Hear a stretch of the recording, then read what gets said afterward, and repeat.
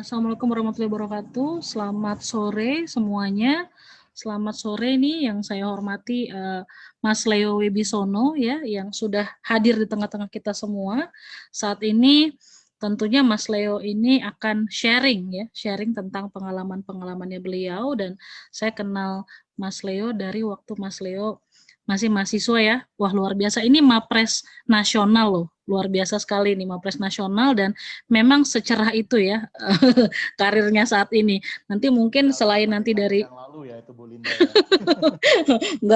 nggak sampai dekade loh. Windu aja nggak sampai loh, luar biasa ini. Cepat sekali meroket. Nanti bisa tanya juga tips-tipsnya ke Mas Leo ya. Nah, jadi Mas Leo Bisono ini sekarang ini sebagai Vice President Special Projects di Gojek gitu ya. Nanti Mas Leo akan sharing sama teman-teman di Brightcube ini. Mas Leo, mungkin saya boleh kasih introduction sedikit ya tentang program Brightcube ini. Adalah kerjasama IPB University dengan LRT City Sentul dan IM Incubator. Nah, ini sebetulnya jadi di Royal City Sentul itu ada ruko gitu Mas Leo, yang memang boleh di-sharing buat teman-teman belajar bisnis gitu. Nah, kemudian dikompetisikan sehingga mereka dalam waktu 6 minggu ini diperbolehkan untuk memakai fasilitas tersebut. Jadi listrik, air gitu ya, segala macam sewa ya, itu dibebaskan gitu ya. Jadi kalau mereka memang selama 6 minggu ini bisnisnya bagus gitu, memang bisa berjalan, karena kan mungkin di awal buat pebisnis pemula itu bayar sewa itu harus setahun, kadang ada ruko yang minta 2 tahun gitu kan. Terus kemudian juga listrik segala macam juga cukup luar biasa, maka mereka dikasih kesempatan. Tadinya 64 founders, kemudian terpilih 23, dan sekarang tinggal 9 ya yang melanjutkan di berikutnya gitu. Mudah-mudahan kalau nanti tetap lanjut gitu ya, maka bisa pitching lagi untuk bisa jelaskan ya, mungkin bisa jadi bisa juga nanti mendapatkan dana-dana dari investor lain gitu. Harapan kita perusahaan rintisan ini bisa tetap berkelanjutan gitu ya. Dan alhamdulillah Pak Leo berkat bantuan Mas Leo juga nih, ini ada 9 ya yang terus jalan gitu ya. 4 diantaranya food and beverage, dan dibantu sama GoFood kemarin bisa onboarding ya, jadi tepat waktu sehingga mereka sudah bisa online-nya juga jalan gitu ya di sana gitu. Alhamdulillah GoFood mendukung kita ya untuk program ini gitu. Nah, nanti Pak Leo dalam sesi ini nanti akan diberikan waktu kurang lebih 40 menit ya Pak Leo untuk sharing sama teman-teman di sini semua. Ada kurang lebih 40, tapi ada juga mahasiswa yang berminat, jadi nggak apa-apa, kita perbolehkan masuk saja ya Pak Leo untuk dapat sesinya Pak Leo ini cukup langka gitu kan. Nah, nanti setelah itu akan ada Q&A dari teman-teman di sini ya. Oke, tadi saya jelaskan Pak Leo ini Mas Leo ini adalah Mapres nasional, kemudian juga IPB-nya jurusannya ITP ya, Ilmu Teknologi Pangan. Kemudian juga sebelum di Gojek, sebelumnya itu ada di Sinarmas gitu ya, Mas Leo ya, betul ya? Iya, betul. Gitu. Kemudian juga ada di Uridu, Indosat Uridu, kemudian juga ada di Strategi and Operation Consultant di Deloitte gitu. Nah, nanti Mas Leo mungkin akan berkenalan lebih lanjut lagi tentang karirnya dan juga mungkin education sebelum nanti ke materi. Baik, tidak perlu berlama-lama lagi, silahkan Mas Leo, 40 menit untuk sharing. Sip, terima kasih Bu Linda. Halo teman-teman Brightcube, terima kasih banget saya diundang dan dikasih kesempatan di sore hari ini. Mungkin sebelumnya ini pertanyaan paling populer 1 tahun belakangan ini, suara saya terdengar jelas ya? Iya, jelas sekali. Oke. Pertanyaan terpopuler kedua adalah layar saya kelihatan ya? Oh iya, kelihatan.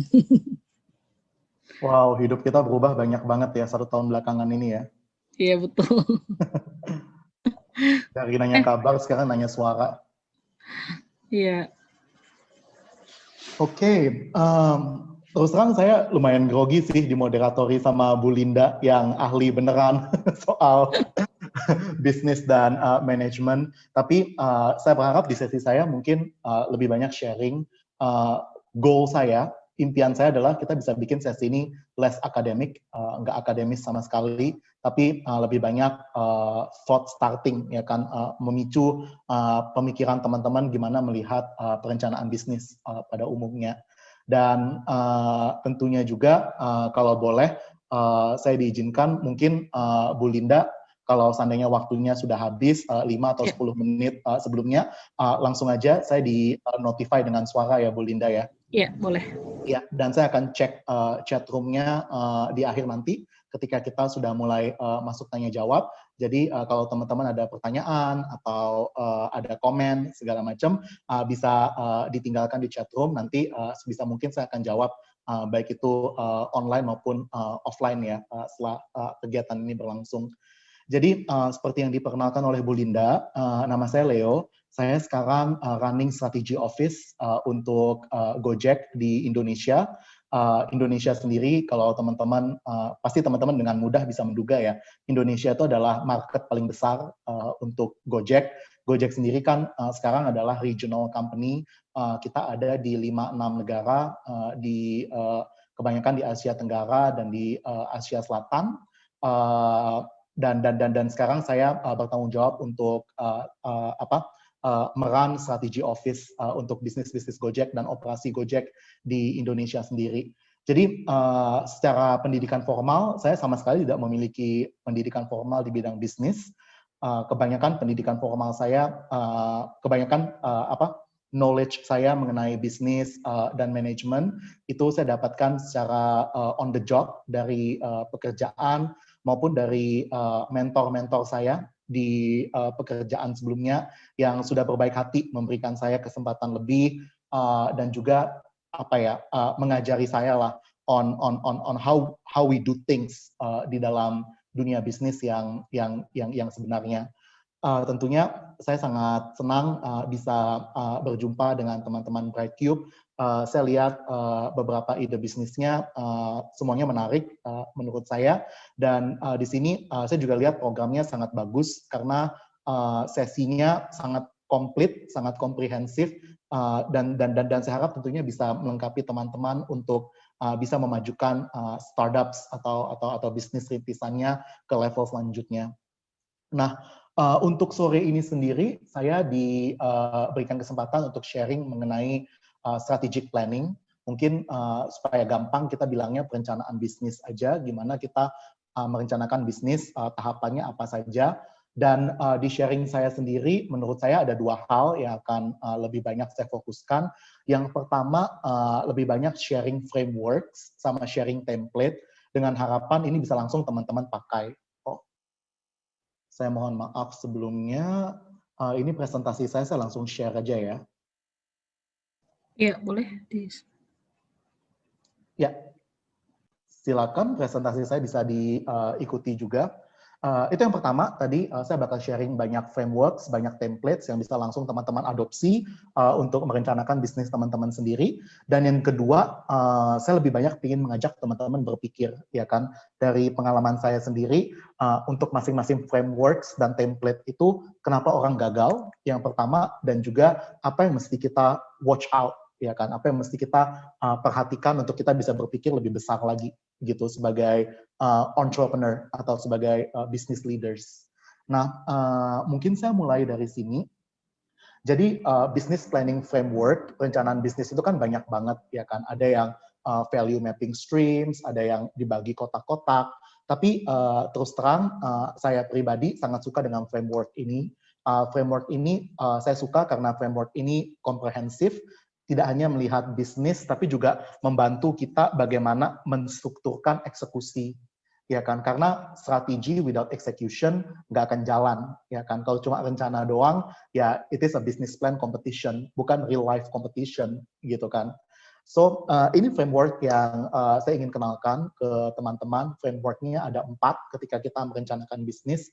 Yang pertama selalu kita mulai dari goals and aspirations, ya kan? Tujuan. Nah, goals and aspirations ini seperti apa sih? Goals dan aspiration ini sebenarnya what would be the relevant short, medium, atau long term goal dari bisnis teman-teman sendiri.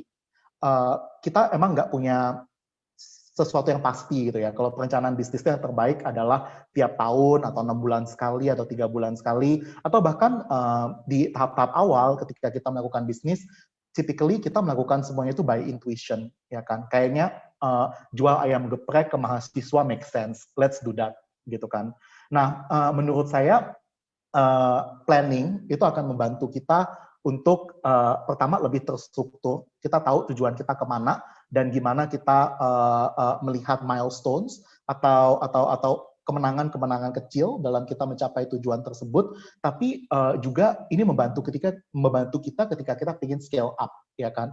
Ketika kita ingin mendapatkan bantuan dana, misalnya baik dari investors ataupun dari bank ataupun dari manapun itu, ya kan? Karena perencanaan bisnis merupakan sesuatu yang pasti ditanyakan.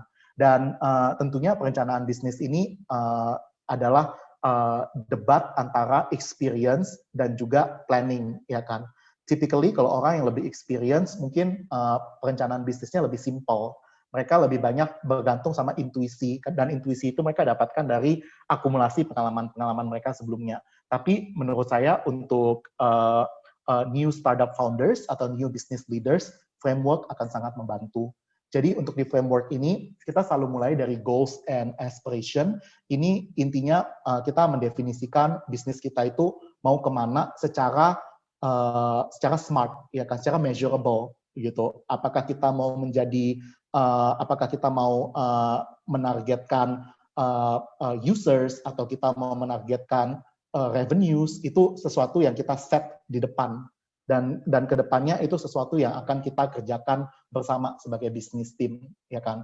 Jadi setting sukses kriteria menjadi penting, dan mungkin yang baru buat kita semua di sini adalah point of departure and point of arrival, ya kan. Nggak banyak orang ketika memulai perencanaan bisnis melakukan baselining gitu. Dia ada saat ini di mana. Misalnya goals and aspiration itu contohnya adalah menjadikan bisnis kita dari 10 juta sebulan menjadi 30 juta sebulan, ya kan. 10 juta per bulannya itu adalah point of departure. Kadang-kadang point of departure itu baseline-nya nggak ada gitu. Kita nggak tahu, tiba-tiba kita pengen jadi 30 juta aja. So itu sesuatu yang kita mesti mindful juga. Nah, ke framework yang kedua itu kita sebut where to play. Ya kan, setelah kita punya aspirasi, bisnis kita mau naik dari 10 juta ke 20 juta, kita mau main di mana? Baik di segmen maupun di industri, ya kan. Industri itu juga ada banyak kan. Industri retail itu apakah kita mau jual ayam beku atau kita mau jual ayam yang bisa langsung dimakan oleh konsumen, itu dua hal yang berbeda di value chain-nya, ya kan. Ada yang jual ready to cook, ada yang jual misalnya ayam langsung ke konsumen terakhir. Itu by industry. Di industri kita sendiri, kalau industri F&B itu kan ada perjalanannya. Kita mau main di mana, ya kan? Itu pilihan. Itu adalah business choice buat kita. Dan juga consumer, segmen consumer mana yang kita mau target. Apakah kita mentargetkan consumer itu berdasarkan income level, atau kita mentargetkan consumer itu berdasarkan persona. Ya kan, persona misalnya students, housewives, workers, atau income level, middle segment, middle low, atau middle upper segment. Dan setelah kita mendefinisikan kita mau main di mana, where to play-nya, kita biasanya masuk ke unique value proposition. Unique value proposition itu intinya adalah jadi apa barang dan produk yang kalian mau jual, service dan produknya apa yang mau dijual ke segmen tersebut. Biasanya proposition itu selalu dikaitkan dengan segmen mana kalian mau yang kalian mau ambil di industri tersebut maupun di consumers tersebut. Dan kita cascade lagi ke bawah, kita ngomongin how to win, ya kan. How to win ini lebih ke apa yang dibutuhkan. Kalian butuh organisasi atau enggak, misalnya, ya kan. Organisasinya itu seperti apa? Operating model itu mungkin jargonistik ya. Operating model itu as simple as misalnya kalian punya bisnis jualan ayam, operating modelnya itu mau kayak gimana? Mau direct selling, mau nitip atau mau jual grosir atau mau cater ke catering yang besar atau mau benar-benar jual ke user satu persatu gitu. Dan operating model itu kan menentukan gimana kalian akan make money dari bisnis kalian tersebut. Dan nanti ketika untuk how to win, mungkin sekarang less relevant, tapi ketika bisnis kalian udah scale up, kalian udah mesti memikirkan bagaimana cara kalian mempercepat growth, ya kan, pertumbuhan. Itu mungkin kenapa teman-teman kalau di 2016, 2017 itu banyak sekali startups yang memilih untuk bertumbuh via akuisisi, ya kan. Akuisisi menjadi salah satu opsi, karena kalau akuisisi misalnya perusahaan kita mau masuk ke dunia payment misalnya, ya udah tinggal beli aja perusahaan payment gitu. Jadi lebih cepat, nggak perlu bangun kapabilitas dari awal, atau kalian memilih untuk bangun payment dari awal sendiri, ya kan. Nah, ini adalah pertanyaan yang mungkin nggak relevan buat teman-teman saat ini, tapi untuk melengkapi framework kita, let's keep that in mind. Dan yang terakhir tentu adalah how to implement, ya kan. How to implement ini lebih kayak bagaimana kalian membuat misi kalian itu, goals and aspiration, where to play, dan how to win kalian itu menjadi project. Hal-hal kecil yang bisa dilakukan. Dan project ini tentunya sesuatu yang kalian monitor. How to implement ini berarti intinya gimana kita menerjemahkan ini menjadi project build up, dan juga bagaimana kita fokus on performance management. Jadi that's the theoretical part of it. Ini yang theoretical banget. Nah, untuk yang berikutnya kita akan lihat building block by building block. Jadi kita akan lihat dulu gimana cara kita setting goals and aspirations. Plus saya juga akan share beberapa yang saya sebut thought starters. Ini yang untuk membuat kita berpikir ya, untuk open up our horizon sebagai business leaders. Oke, ngomongin aspiration ya kan. Aspiration itu objektif kan. Kita mau bawa kemana bisnis kita. Nah, how do we set the objectives? That's the question ya kan. Di sini saya ingin memperkenalkan yang banyak dipakai di perusahaan-perusahaan rintisan untuk tadi framework pertama bikin goals and aspiration. Maaf. Itu adalah kita sebut OKR frameworks. OKR itu adalah Objective and Key Results. Jadi bentuknya kurang lebih seperti ini, ya kan. OKR itu pasti diawali dengan apa yang namanya North Star. North Star itu ya terjemahan harfiahnya kan bintang utara, kan bintang yang dirujuk lah gitu. Tujuan akhirnya itu seperti apa. Nah, North Star ini biasanya sifatnya long term, tidak akan berubah dalam 1-2 tahun ke depan. Dan untuk perusahaan-perusahaan yang awal, yang benar-benar rintisan, itu North Star-nya itu biasanya around growth, ya kan. Cuma growth-nya, pertumbuhan, belum ngomongin profitabilitas, karena profitabilitas itu biasanya 2-3 tahun baru kita mulai memikirkan profitabilitas. Nah, ketika kita memikirkan pertumbuhan, itu kita juga mesti clear, ya kan. Pertumbuhan itu kita definisikan dalam bentuk users dalam artian kalau berarti misalnya bisnisnya jualan ayam geprek misalnya, users itu berarti kan jumlah orang yang membeli ayam geprek, ya kan? Atau jumlah transaksi. Transaksi itu berarti yang benar-benar membeli, ya kan? Misalnya usernya 5, tiap user membeli 2, bertransaksi 2 ayam geprek, berarti kan transaksinya 10. Atau GMV. GMV itu adalah merchandising value, ya kan? Berapa nilai rupiahnya. Misalnya tadi 5 user membeli 2 porsi ayam geprek per user, 1 ayam geprek itu 10.000, berarti 100.000 gitu. Nah, yang mana yang menjadi growth matrix North Star kalian ketika kalian berbicara tentang growth, apakah itu users, transaksi, atau GMV? It's something that you need to define as a business bareng-bareng dengan tim kalian gitu. And that is gonna be your North Star. Dari North Star itu, kita akan turunkan ke objective dan key results. Nah, yang tricky, gimana kita menerjemahkan itu menjadi objektif, itu yang pertama.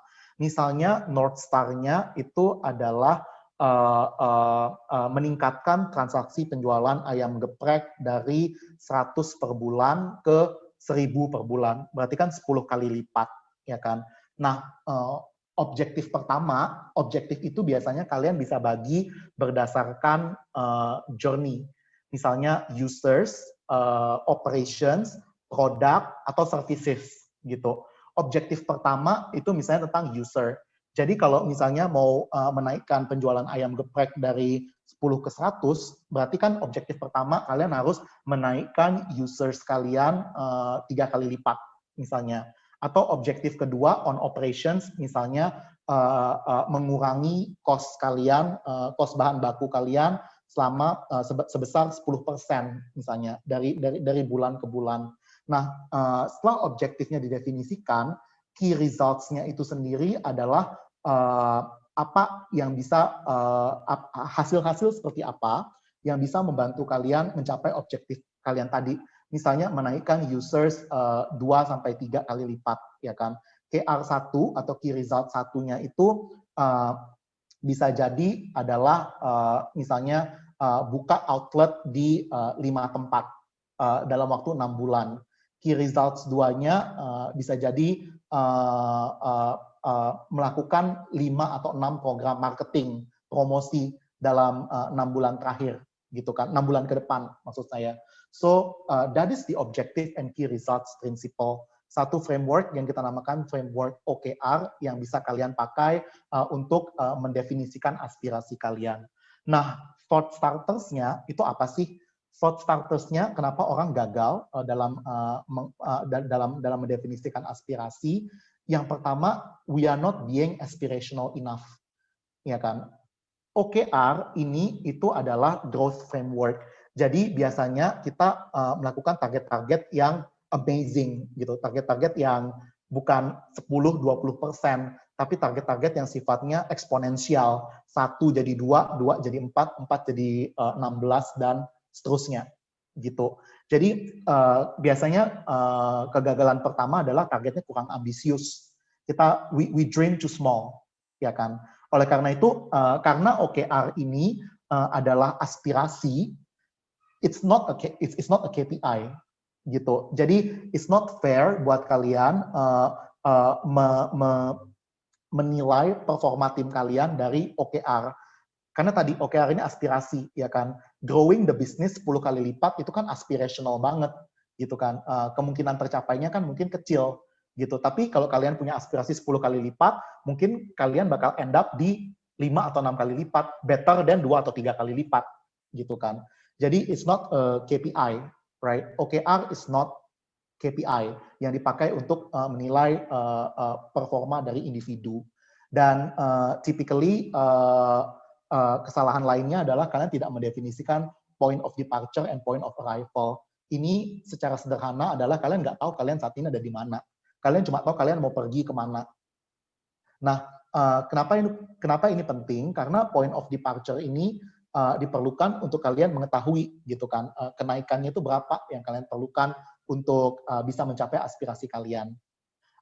Mungkin beberapa yang lainnya itu adalah not being data driven enough. Sekecil apapun bisnis kalian, menurut saya kita harus mulai membiasakan diri kita tentang data, ya kan? Understanding bagaimana penjualan kita atau bagaimana market kita itu sendiri, ya kan? Dari sisi data, bagaimana kita mengkuantifikasi sesuatu menjadi matrix atau menjadi tolak ukur. Dan tentunya beberapa kesalahan lain adalah not assigning clear accountability atau even worse, not being cascaded. Jadi OKR ini biasanya ini adalah team effort, ya kan? Objektif 1 itu mesti ada owner-nya. Owner-nya itu siapa? Misalnya objektif 1 kalau ini berkaitan dengan users, berarti owner-nya adalah tim marketing, misalnya. Objektif 2 berkaitan dengan operations, supply segala macam, berarti owner-nya adalah tim operations. Dan ini mesti di cascade dari North Star kita apa, all the way sampai ke key results.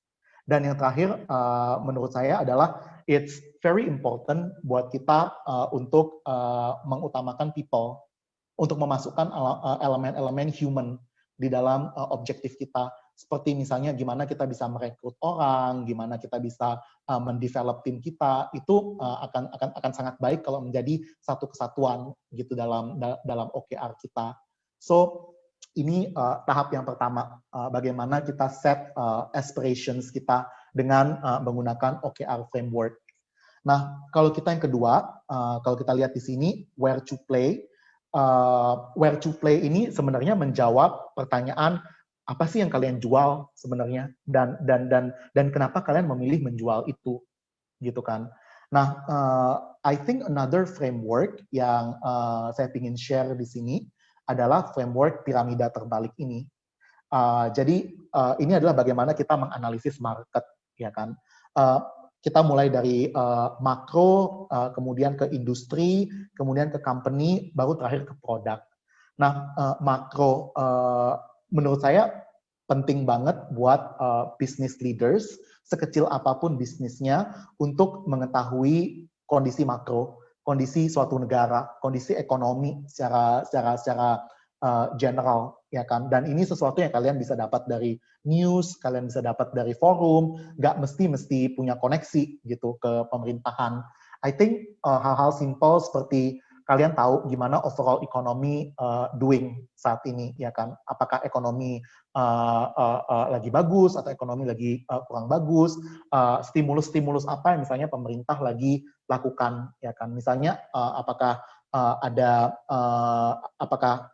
pemerintah misalnya berencana untuk memberikan insentif ke industri tertentu atau pemerintah memberikan stimulus misalnya. Kalau kalian misalnya jualan retail di saat-saat pandemik kayak gini, tentunya kalian bakal bergantung ke bagaimana pemerintah mengeluarkan stimulus, misalnya ngasih bantuan tunai gitu kan. Karena di saat-saat pemerintah memberikan stimulus itu adalah saat-saat paling bagus buat kalian nge-push sales untuk mendorong penjualan gitu. Jadi pemahaman terhadap kondisi makroekonomi itu sangat penting. Terus kemudian dari pemahaman ekonomi makro itu kita terjemahkan ke industri. Industri mana sih sebenarnya kalian itu berada, ya kan? Misalnya kebanyakan kalau saya lihat di sini kan industrinya F&B, food and beverage gitu kan. What's the barrier to entry, ya kan? Mungkin barrier to entry-nya adalah sertifikasi biasanya. Sertifikasi apa? Sertifikasi halal, sertifikasi HACCP misalnya. Can we get a head start? Kalau seandainya barrier to entry-nya itu susah, kayak misalnya industri finance, industri financial service itu kan barrier to entry-nya adalah license dari OJK ataupun dari Bank Indonesia misalnya. Bisa dapat head start nggak? Bisa nggak kalian make sure kalian dapetin license itu sehingga pemain-pemain lain akan susah masuk gitu. Itu analisis industri yang pertama, barrier to entry. Analisis industri yang kedua kan pastinya mengenai competitors, ya kan. Kompetitor kalian itu siapa dan apa yang mereka tawarin, ya kan. Bagaimana performa dari kompetitor kalian itu sendiri. Nah, menurut saya yang saya ingin highlight di sini adalah value chain versus consumer segment. Seperti yang saya bilang tadi, F&B itu adalah suatu industri, ya kan. Dan itu ada value chain-nya. Menurut saya ketika kalian mendefinisikan where to play, pertanyaan pertama yang kalian mesti jawab itu adalah di value chain itu kalian tuh mau bermain di mana? Apakah kalian mau bermain di bidang ready to cook aja, dalam artian jadi ayamnya ya udah tinggal dibekukan. Berarti kan kalau ayamnya dibekukan, bisnis modelnya lebih kayak gimana kalian memastikan kalian dapat supplier ayam termurah dan terreliable, sama kalian bisa dapat banyak klien restoran, ya kan? Akan beda banget kalau kalian memilih main value chain-nya benar-benar bikin ayam geprek gitu. Dan kalau kalian benar-benar memilih bikin main di value chain yang terakhir, bikin ayam geprek, pertanyaannya adalah consumer segment mana yang kalian benar-benar mau targetkan gitu. Apakah dan yang membedakan ayam geprek kalian dari ayam geprek yang lain itu apa? Apakah kalian benar-benar main di harga gitu kan? Make sure ini adalah ayam geprek termurah atau main di kualitas. Ini adalah ayam geprek terenak misalnya. Then you move ke company level. Company level itu tadi mendefinisikan value chain kalian mau main di mana dan consumer segment kalian mau main di mana. Then what's the product, ya kan? Produknya bisa jadi tadi ayam geprek, ya kan? Atau produknya adalah ready to cook food misalnya, atau services. Servisnya apa yang kalian mau tawarkan. Kemudian terakhir baru benar-benar value proposition. Value proposition itu udah ngomongin berdasarkan segmen yang kalian ambil tadi, jadinya kalian itu mau main di harga berapa, promotional channels yang mana, dan itu sesuai dengan tadi offering kalian gitu. Thought starters-nya di sini itu adalah yang pertama, kebanyakan orang itu gagal ketika mereka merelate ke bigger picture. Mereka nggak ngerti kondisi makro. Business leaders itu sebenarnya adalah generalis with specialization sebenarnya. It sounds quite paradoxical kan, kayak paradoks gitu. Generalis tapi spesialis juga. What do we mean? Jadi business leaders itu ya orang yang misalnya dia punya background operations yang very strong, tapi dia juga mengerti finance, tapi dia juga mengerti gimana ekonomi bekerja secara keseluruhan gitu. Kesalahan kedua adalah value proposition yang kalian tawarkan itu nggak berbeda gitu. Contoh yang paling klasik tadi, contoh ayam geprek. Apakah kalian menjadi ayam geprek yang paling murah, atau kalian menjadi ayam geprek yang paling enak, atau kalian menjadi ayam geprek yang paling fancy gitu, yang misalnya pengalamannya orang makan ayam gepreknya itu luar biasa gitu, beda gitu. Dan another thought starter adalah kadang-kadang kita memikirkan bisnis itu unclear, problem to solve-nya itu nggak clear. Masalah apa dalam masyarakat yang kalian ingin solve dengan bisnis kalian? Karena kalau kita ngomongin bisnis-bisnis yang scalable seperti misalnya Amazon atau mungkin Gojek, itu problem to solve-nya very clear.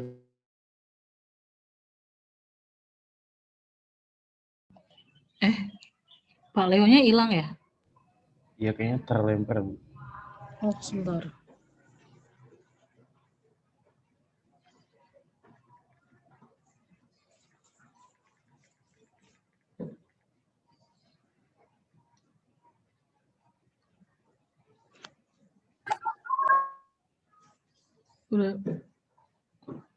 Udah join lagi belum? Belum ada, Bu.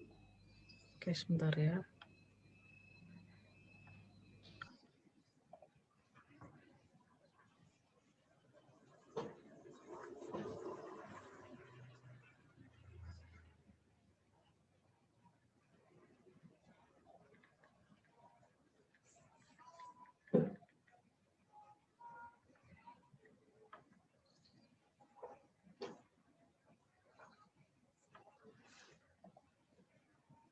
Oke, kita tunggu sebentar ya. Ini Mas Leonya tiba-tiba kelempar.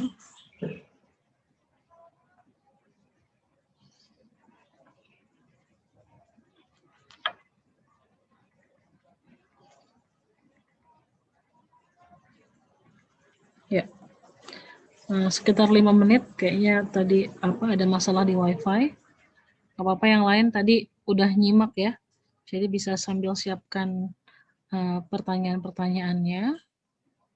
Materinya kebetulan sudah di-share sama Pak Leo kan ya di chat, jadi Anda bisa buka ya, dan jangan lupa diisi ya untuk link absennya dan link feedbacknya bagi peserta yang hadir hari ini. Dan boleh mulai dari sekarang kalau udah ada pertanyaan boleh raise hand atau boleh juga tulis di kolom chat ya pertanyaannya. Nanti akan pada saat sesi Q&A akan kita panggil atau kita kasih kesempatan untuk unmute ataupun saya bacakan pada narasumber.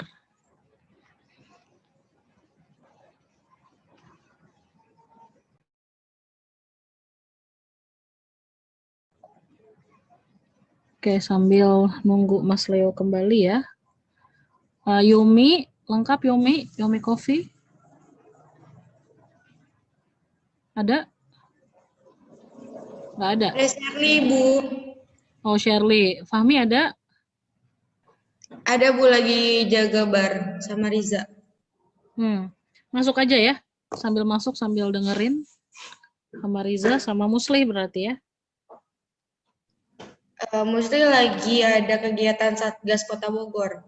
Ya. Mau saya tetap masuk aja kan dalam webinar ini ya. Fahmi sama Rizanya. Scape House ada? Ada Ibu, ada. Al? Ya Ibu, ada Raden juga, sama Karina juga nih udah masuk. Raffi Andranya lagi masak Ibu, HP-nya dipakai buat buka kasir juga tadi. Oke. Nah ini Mas Leonya udah kembali.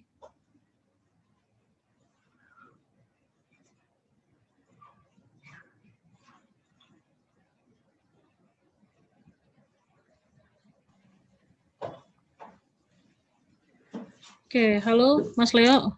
Halo, halo. Mohon maaf ya kendala Nggak teknisnya. apa-apa, nggak apa-apa. Alhamdulillah sudah kembali lagi. Ya, silahkan tadi sampai ke slide tentang industri ya, kalau nggak salah. Iya, maaf ya. Kadang-kadang kita dikecewakan teknologi nih. Nggak apa-apa. Iya ya, mungkin saya recap ya. Jadi untuk segmen kedua itu kan lebih ke where to play kan, di mana kita mau bermain di bisnis kita. Nah, beberapa thought starters yang tadi kita diskusikan adalah tadi problem to solve-nya nggak clear. Kadang-kadang kita bikin bisnis itu opportunity based ya kan. Kita jualan ayam geprek karena diajakin teman jualan ayam geprek gitu kan, opportunity, ada kesempatan, tapi kita nggak sempat memikirkan ayam geprek kita ini solve problem apa gitu ya.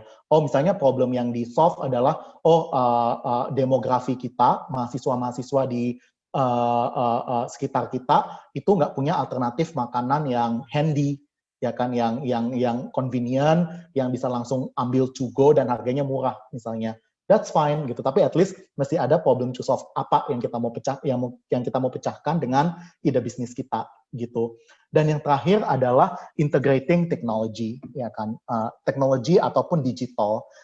Ini yang menjadi sangat penting sekarang karena tuntutan bisnis ke depannya itu adalah bagaimana kita bisa run secara efisien, dan itu satu-satunya bisa membantu kita adalah teknologi seperti digital, social media itu kan click through rate atau reach-nya itu mungkin sekarang udah 10-20 kali lipat lebih efektif dan lebih cost efficient daripada TV.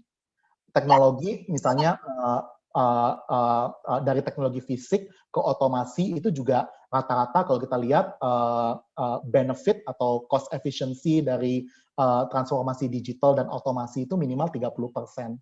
Jadi itu yang mesti kita pikirkan juga, gimana kita bisa mengintegrate teknologi sedini mungkin gitu. Kalau misalnya ada ayam geprek yang bisa digoreng dalam waktu less than 5 minutes misalnya dengan teknologi penggorengan terbaru yang kalian adopt gitu. Bayangkan berapa banyak improvementnya terhadap productivity gitu.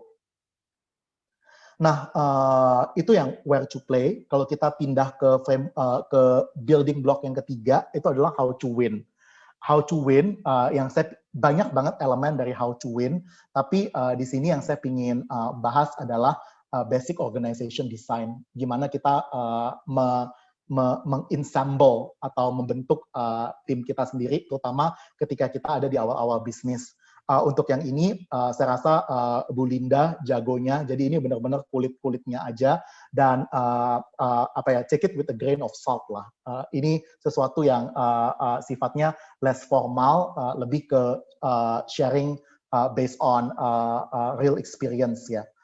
Yang pertama, typically kan suatu bisnis itu kalau kita lihat trennya sekarang itu adalah co-founding ya kan, karena memang tantangan bisnis itu sangat kompleks biasanya, sehingga biasanya bisnis itu dibentuk oleh yang bisnis-bisnis yang sukses itu pasti dibentuk oleh tim instead of dibentuk oleh individual. Even kayak Mark Zuckerberg atau Jeff Bezos misalnya, mereka punya founding team di awal-awal, small team yang mereka percayai bisa membawa bisnis ini ke level berikutnya gitu.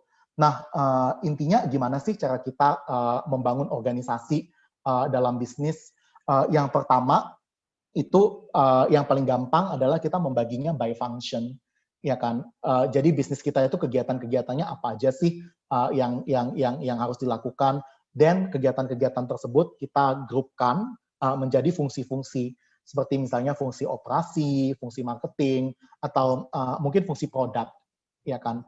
Nah, yang paling penting dan dari masing-masing fungsi itu prinsipal kedua adalah ada ladder, ada tangga, ya kan? Tangga itu misalnya managers, analis, staff, dan tentunya di sini kalian bisa kalian bisa plan berapa orang yang kalian butuhkan dan berapa biaya per orangnya. Itu akan membantu kalian untuk merencanakan manpower cost. Jadi dibagi berdasarkan fungsi. Pertama bagi secara horizontal dulu, fungsi-fungsinya apa saja, dan kemudian bagi secara vertikal, ladder-nya seperti apa. Dan selalu kalian pikirkan berapa jumlah orangnya dan berapa budgetnya. Dari fungsi-fungsi ini juga, tips ketiganya adalah bisa kalian bagi menjadi core dan non-core. Yang non-core itu sesuatu yang kalian bisa pikirkan gimana kalau orangnya itu kita bisa pekerjakan secara project basis misalnya, bantu-bantu secara project, atau bisa kalian outsource misalnya. Nah, mungkin beberapa fungsi HR di awal-awal itu kan bisa di outsource ke beberapa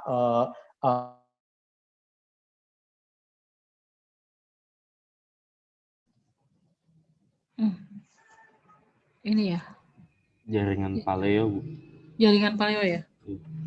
Saya pikir saya, oke. Sebentar, kita tanya lagi.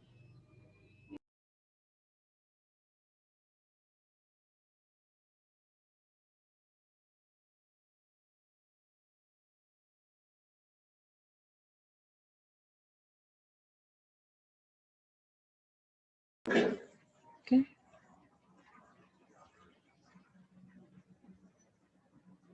Mas Leo?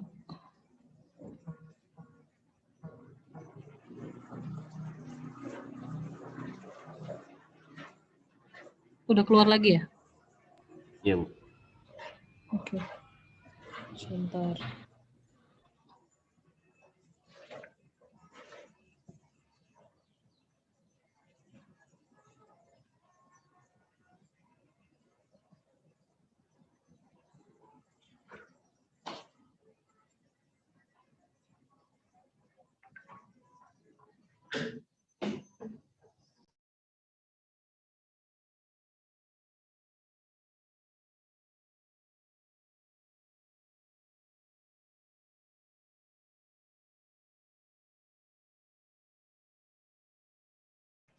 Udah join lagi katanya? Coba. Udah masuk belum? Belum ada, Bu.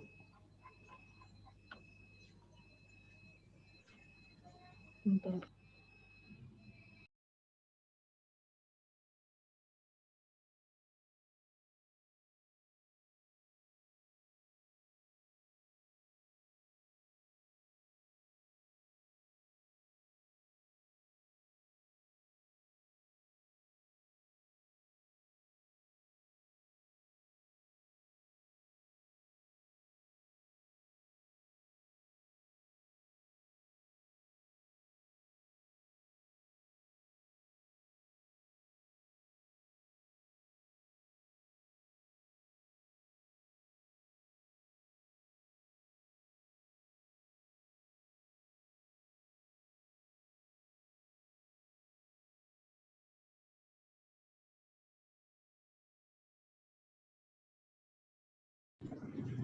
Udah coba masuk lagi nih?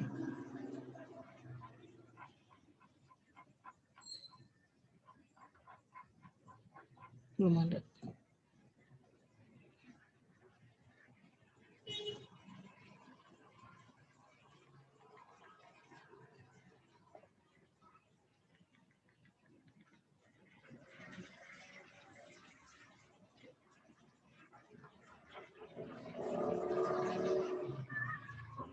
Oke. Sambil nunggu yang peserta di sini silahkan diisi absennya ya. Dan kalau sudah punya pertanyaan boleh dituliskan di chat ataupun untuk nanti bisa raise hand langsung. Belum masuk juga ya? Belum ada, Bu.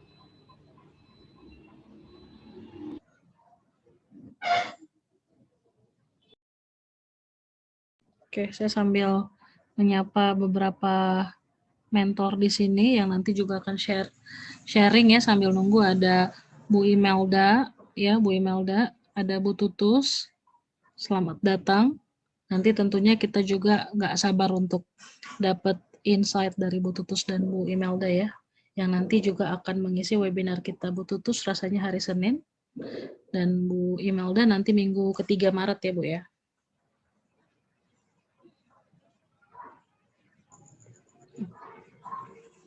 Oke.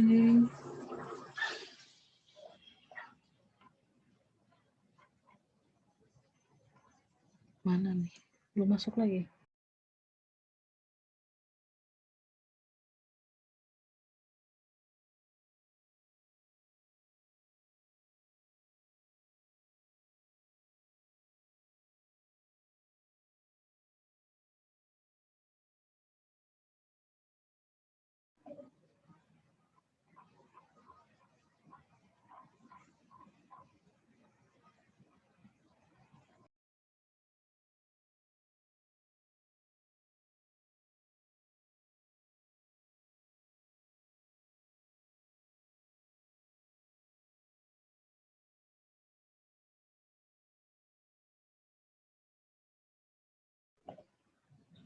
Oke, sambil nunggu Mas Leo masuk ya.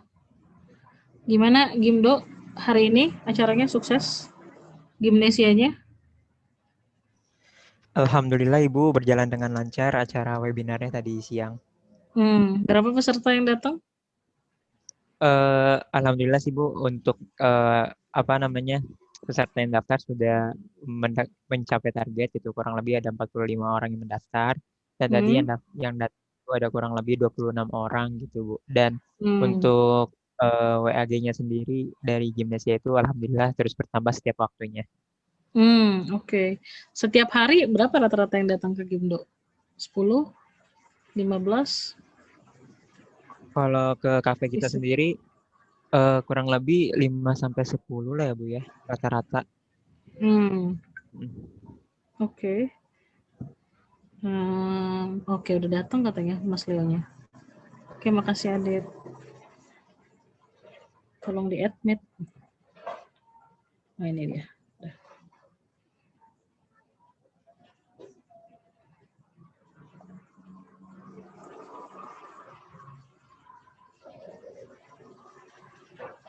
Oke, Mas Leo. Welcome back.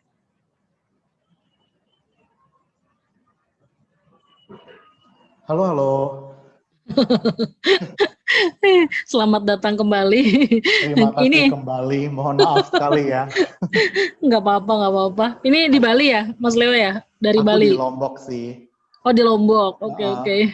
Kayaknya I know the problem. Kalau boleh aku izin matikan videonya ya. Ya, boleh. Oke. Jadi koneksinya bakal hopefully lebih stabil. Ya. Iya, sekali lagi mohon maaf ya. So, let's continue. Tadi aku rasa kita ngomongin basic organization design, 3 prinsip tadi.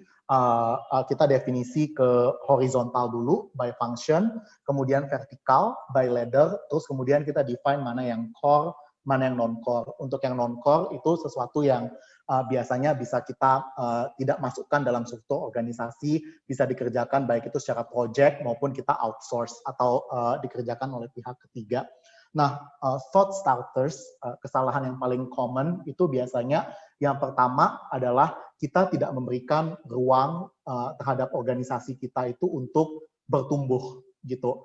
Ini common mistake-nya, misalnya company yang baru awal dibentuk itu semuanya udah langsung direktur.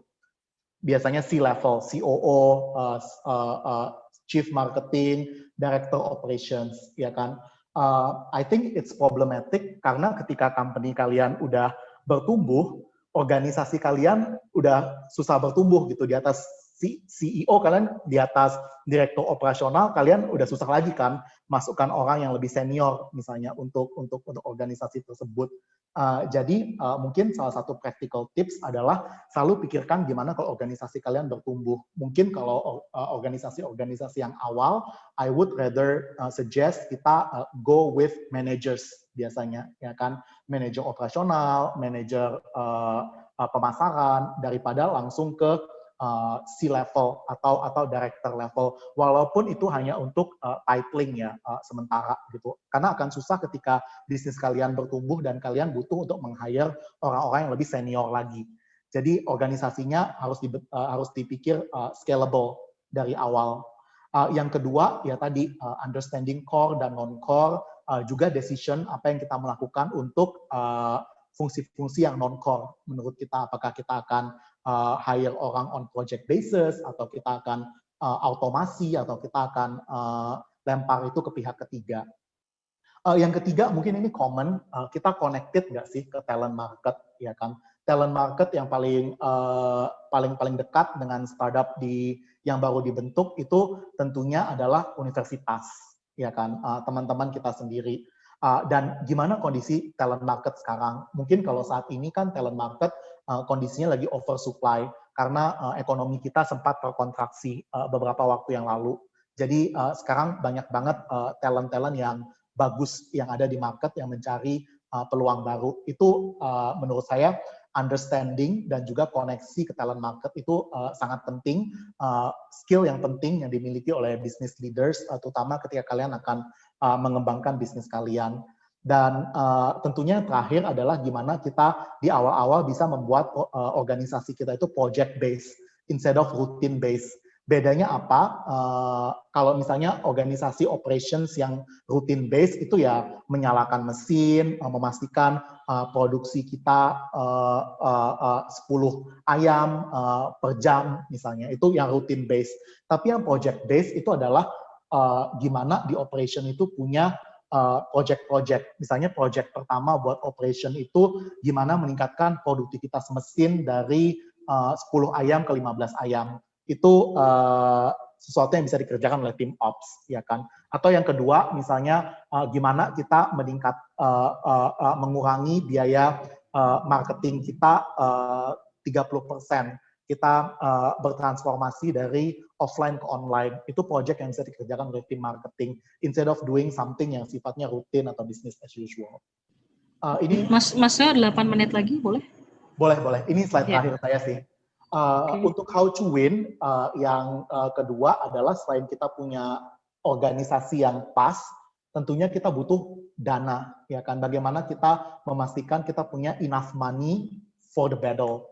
Nah, ini menurut saya adalah area yang paling seksi dari startups fundraising, ya kan? How do I raise money? Dan ketika kita ngomongin how do I raise money, pasti pertanyaannya what is business valuation? Karena raising money itu seperti kalian menjual rumah, gitu kan? Nilai rumah kalian itu berapa yang kalian mau jual? Bagaimana kita memvaluasi suatu bisnis? Tentunya ada banyak banget metode kita memvaluasi bisnis, seperti misalnya ada metode namanya multiples atau perkalian.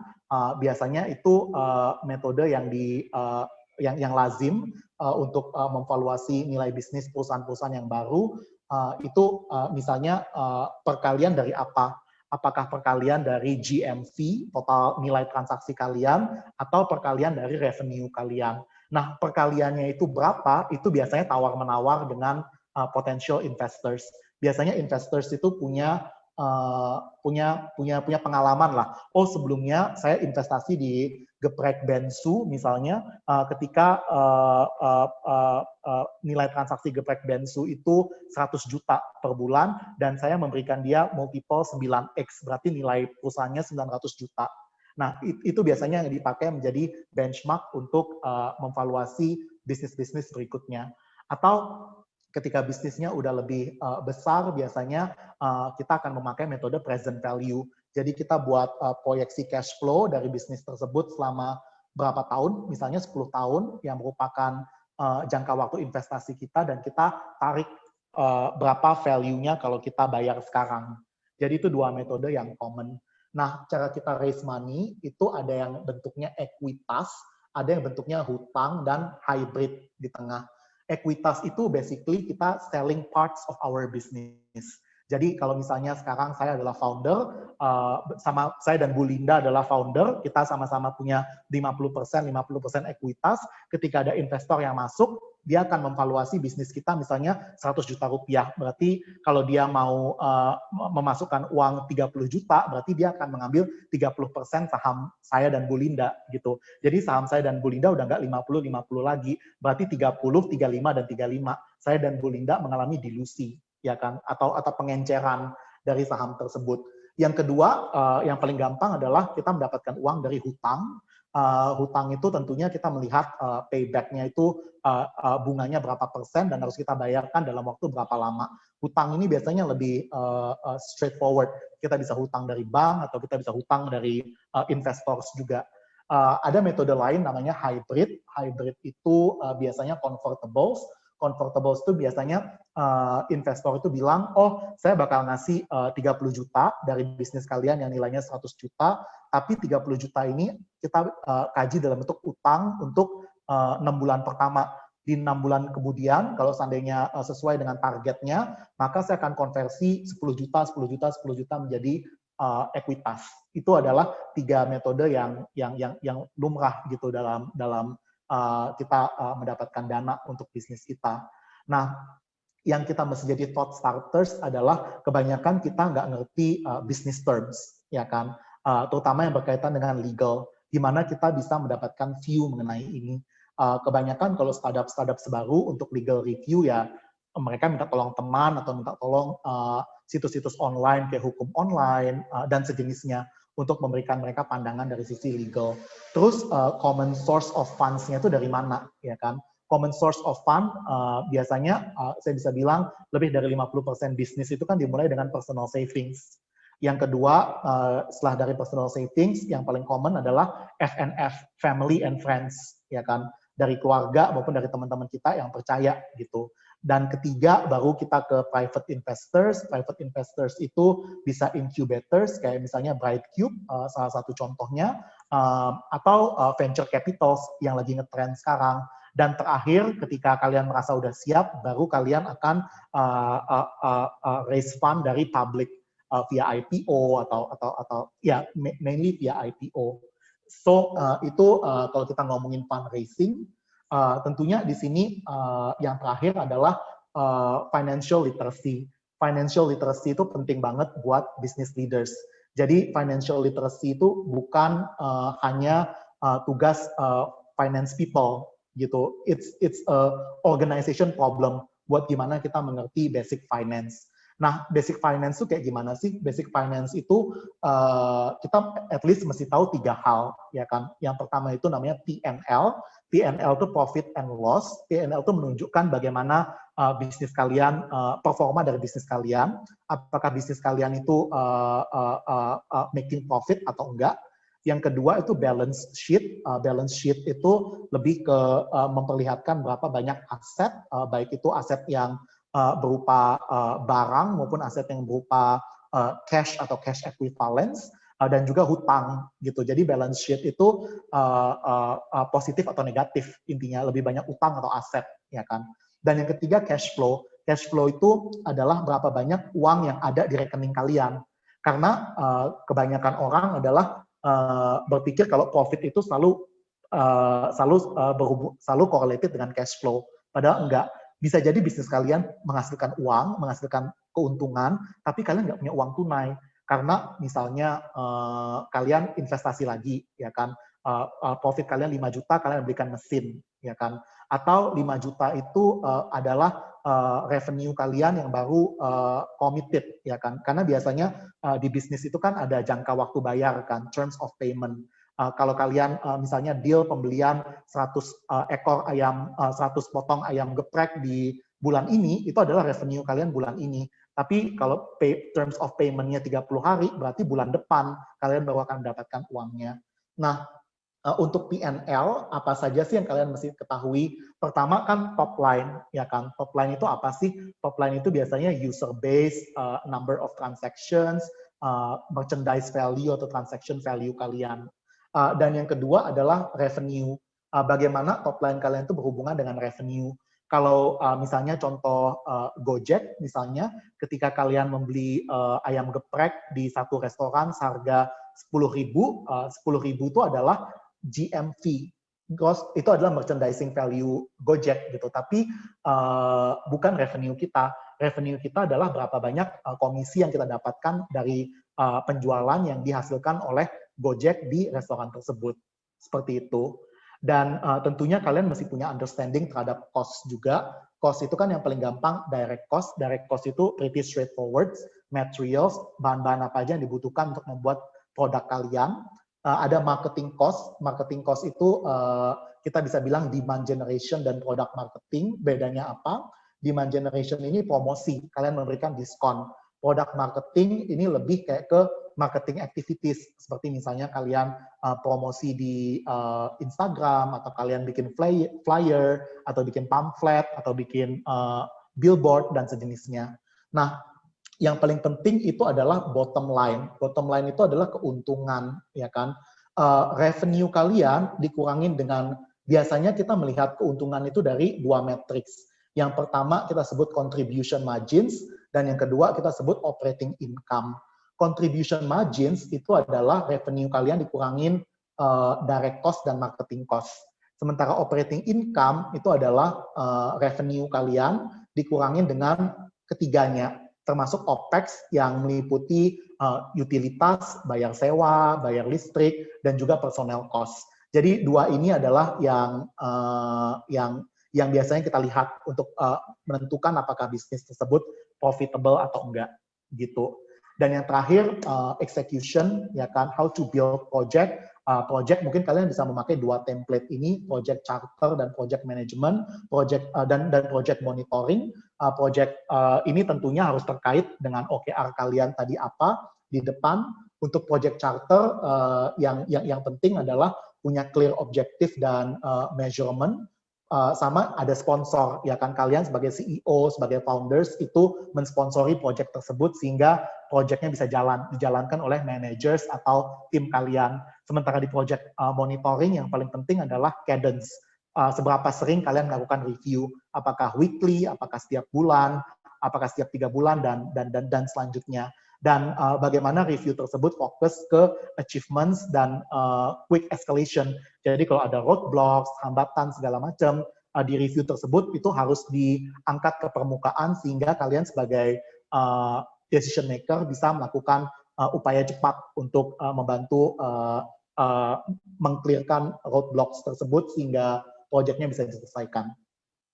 Mungkin itu sih dari saya, teman-teman, untuk sharing sessionnya. Mohon maaf ya untuk technical glitches yang awal tadi. Oke, makasih banyak loh Mas Leo, ini materinya luar biasa ya. Singkat, padat, jelas, dan sangat-sangat bermanfaat nih pastinya buat teman-teman. Nah, tapi sebelum ke pertanyaan di audiens, mungkin saya boleh tanya juga nih ke Mas Leo ya. Sebenarnya kalau di OKR itu tadi ya, OKR itu ada berapa ya? Berapa sih kita bilang cukup gitu OKR-nya itu? Misalnya, oh harus punya 10 gitu. Kadang-kadang kan usaha rintisan ini mereka terpenjara sama finance-nya aja gitu. Bikin OKR-nya ya sales-nya berapa misalnya gitu kan, atau profit-nya berapa. Nah, jadi sampai berapa sih kita katakan cukup gitu ya, atau harus meliputi aspek apa sih gitu. Nah, itu kira-kira gimana tuh Mas Leo? That's a very good question ya, karena itu perdebatan yang terjadi bahkan di level kita di Gojek gitu kan, kayak apakah OKR ini terlalu banyak, apakah OKR-nya itu terlalu sedikit. Tapi menurut saya ada beberapa tips yang bisa kita pertimbangkan untuk membuat OKR. Yang paling pertama dari sisi objektif, objektif itu biasanya kita paling maksimal tuh 5, ya kan, 5 objektif. Dan objektif itu kan kita biasanya melihatnya dari bisnis proses gitu kan. Bisnis prosesnya melibatkan apa saja, melibatkan consumer, berarti kita mesti punya satu objektif yang terkait dengan consumer, ya kan. Apa yang kita mau jadikan objektif untuk consumer, apakah jumlah usernya atau nilai transaksi per usernya, segala itu bisa kita decide. Jadi yang pertama untuk objektif itu biasanya kita punya minimal maksimal 5. Dan untuk key results itu biasanya nggak banyak ya. Key results itu mungkin 2-3 per objektif.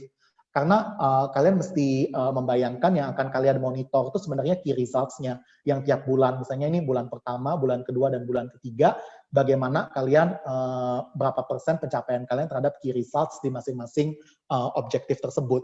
Gitu. Jadi kurang lebih kan 5 kalau masing-masing objektif itu ada 2 atau 3 KRs atau key results, berarti ya sekitar 10-15 gitu. Dan yang paling penting masing-masing objektif itu mesti pakai prinsip SMART ya, specific, measurable, actionable, relevant, sama time bound gitu. Ya. Oke, ya. Oke, makasih Mas Leo. Oke, sekarang kita punya sekitar 20-25 menit ke depan. Silahkan audiens, ada yang mau tanya ke Mas Leo, boleh Bu Linda, raise your mohon hand. maaf banget ya dan teman-teman sekalian, karena Ya. karena keluar tadi, jadi chat room saya hilang semua. Oh, oke. Nggak apa-apa. Coba silahkan, ada yang mau tanya langsung, boleh langsung unmute.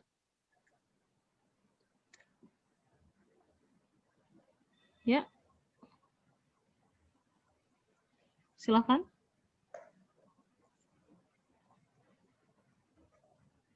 Di chat room. Adit, silakan Adit. Ya, halo Bu Linda. Ya. Sebelumnya terima kasih kepada Pak Leo yang sudah memaparkan materinya dan juga Bu Linda atas kesempatannya. Halo Pak Leo, saya Adit dari Gimdo. Ini sih Pak, saya ingin bertanya, tadi sedikit melihat ada mengenai desain organisasi, dan yang saya ingin tanyakan itu adalah ketika kita nantinya mendapatkan suatu dana investasi di awal, yang harus kita lakukan itu sebagai startup nih, mungkin seperti kita yang ada di Brightcube, yang harus kita lakukan pertama itu adalah apakah kita harus membenarkan desain organisasi kita dengan meng-hire beberapa orang gitu ke depannya, atau emang lebih baiknya kita tetap menggunakan dengan jumlah anggota tim yang ada gitu untuk memperbaiki atau menumbuhkan bisnis kita ke depannya nanti gitu. Lalu yang kedua Pak, ketika kita fokus dengan strategik bisnis kita untuk terus tumbuh ke depannya, terkadang saya rasa kita karena terlalu fokus itu, kadang kita tuh suka bukan melupakan sih, sedikit pikiran kita tuh menggeser ke teman-teman kita tuh jadi sedikit terlupakan gitu, sehingga seperti adanya percocokan antara tim atau anggota gitu Pak. Nah itu kira-kira menurut Pak Leo itu bagaimana sih Pak strateginya yang tepat gitu, selain kita memikirkan strategi bisnis untuk ke depan, dan juga kita harus memikirkan strategi bonding tim kita itu seperti apa gitu Pak. Mungkin seperti itu sih. Terima kasih. Ya, makasih Adit. Silakan Mas Leo. Wah, interesting questions ya, Adit. Thank you udah membawa pertanyaan ini ya. Mungkin saya tanggapi yang pertama ya, gimana kita bikin dynamic yang positif di antara team members, terutama dalam masa strategic planning. Ada beberapa tips yang menurut saya bisa bekerja. Tips yang pertama adalah kalian pastikan ketika kalian melakukan strategic planning itu kalian memiliki perspektif yang luas. Jadi itu mesti istilahnya multidisciplinary. Ada orang marketing, ada orang finance, ada orang operations yang kalian libatkan di situ. Karena biasanya kan masalah bisnis kompleks kan, dan satu pandangan itu nggak bisa menjadi silver bullet lah, menjadi obat yang mujarab gitu untuk strategi bisnis kalian. Itu yang pertama. Yang kedua, menurut aku it's quite common, itu adalah budaya untuk disagree, ya kan. Jadi ketika kalian melakukan strategic planning, kalian sebagai business leaders harus mengencourage tim kalian untuk disagree di meeting. Karena karena kalau disagreement itu terjadi setelah strategic planning kalian terjadi, it's too late, itu bakal jadi konflik gitu. So disagreement-nya itu justru itu harus ada ketika kalian berdiskusi, ya kan. So budaya kita men-challenge satu sama lain, budaya kita disagree, itu adalah suatu budaya yang menurut saya baik untuk kalian tumbuhkan ketika kalian brainstorming. Jangan, yang kita nggak mau adalah, yang paling seram adalah kalau pas brainstorming semuanya iya-iya aja, nggak ada disagreement, semuanya peaceful, tapi ketika oke, agree ya, jadi kita bakal naikin penjualan ayam geprek kita dari 10 per hari jadi 100 per hari. Oke, agree, semuanya nggak ada disagreement. Tapi ketika mau dijalankan, wah ini nggak masuk akal, 10 per hari, kita mending jualan lebih dikit tapi harganya lebih mahal. It's gonna be tough, ya kan? Jadi menurut saya penting banget kalian sebagai business leaders itu membuat budaya yang wajib buat orang disagree ketika ada di meeting, bukan setelah meeting. Ketika kalian planning session, bukan ketika execution. Ketika execution, of course kalian bisa memberikan feedback. Kayaknya kita nggak bisa melakukan hal seperti ini misalnya. Tapi untuk apa yang udah menjadi agreement itu mesti kalian execute as a team. That is why this agreement itu penting banget terjadi pada saat level kalian lagi brainstorming gitu. Yang ketiga, menurut saya sebagai team leadership biasanya mungkin kalian perlu punya exposure. Ini tidak terkait dengan business planning ya. Kalian mesti punya exposure yang namanya terhadap tools yang namanya team charter. Ya kan, team charter itu lebih kayak kalian mau promote budaya yang kayak gimana. Gimana kalian berkomunikasi satu sama lain. Misalnya, typically saya tipe orang yang berkomunikasi kebanyakan secara tertulis daripada lisan gitu. Jadi saya lebih suka dikasih live document dan saya komen di dokumen tersebut. Mungkin hal-hal simple kayak gitu itu sebenarnya akan sangat baik kalau kalian recognize di awal. Jadi tim charter itu memberikan kalian bantuan untuk menstrukturkan gimana cara bekerja kalian sebagai tim, gimana cara kalian memonitor perasaan satu sama lain moving forward. Seperti misalnya ada dalam tim charter namanya tim barometers. Tim barometers itu tools yang bisa melihat kalian perasaannya gimana, sehappy apa, level motivasi kalian seperti apa di organisasi tersebut gitu. Itu tools yang menurut saya sangat bisa diadopsi oleh startup-startup yang masih baru gitu, dan itu menjadi learning kalian ketika startup kalian scale up nantinya. Dan untuk pertanyaan Adit yang kedua, kalau seandainya kita dapat investasi, kita bakal ngapain dulu sih? Apakah langsung hire tim yang apakah langsung hire 100 orang atau gimana? Saya rasa itu pertanyaan yang chicken or egg ya, yang mestinya kalian jawabnya itu di sini gitu. Karena ketika kalian mendapatkan investasi, kalian pasti membawa business plan, ya kan? Business plan ke investor. Nggak mungkin sangat jarang kecuali investornya mungkin FNF ya, family or friends atau alias papa mama sendiri lah ya. Kebanyakan investor kan bakal men-challenge business plan kalian. Salah satu yang paling penting adalah dia pasti akan bertanya dananya mau dipakai buat apa. Nah, framework ini yang akan menjawab gitu. Dananya akan dipakai misalnya, oh kita mau men-segment sekarang bisnis geprek kita sangat terfokus dengan mahasiswa. Kita mau expand ke housewives. Jadi kita mau buka outlets di perumahan-perumahan besar, berapa outlets, misalnya 5 outlets biayanya segini. Dan untuk membuka outlets tersebut, kita mesti scale up tim kita. Kebanyakan kita harus scale up misalnya di level staff, ya kan. Dan misalnya di level staff, berapa staff yang dibutuhkan, ya kalian bisa melakukan build-up analysis, gitu. Kebanyakan kan alokasi bisnis itu ya buat investment di bidang aset, maupun investment di bidang organisasi. Cuma berapa proporsinya itu pasti balik lagi ke bisnis plan kalian itu seperti apa.